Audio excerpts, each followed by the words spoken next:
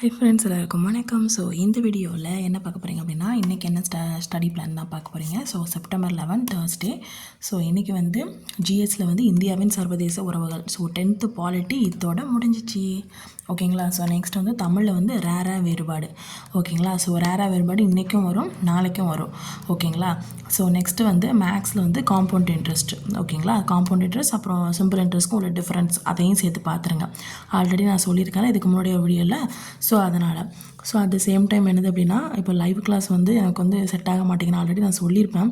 எனக்கு வந்து live class வந்து எனக்கு வந்து ஃபோனில் வீடியோ கிளியராக இருக்க மாட்டேங்கி.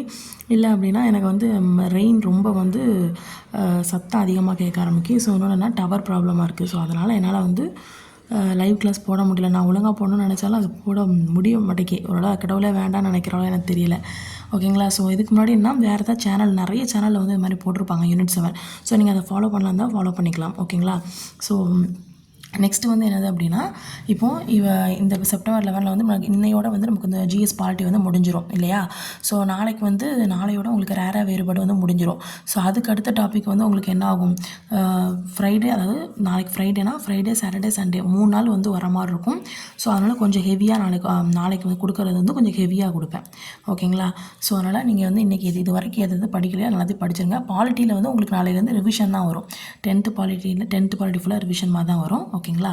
ஸோ ஓகே, படிக்க ஆரம்பிச்சிருங்க. பாய்.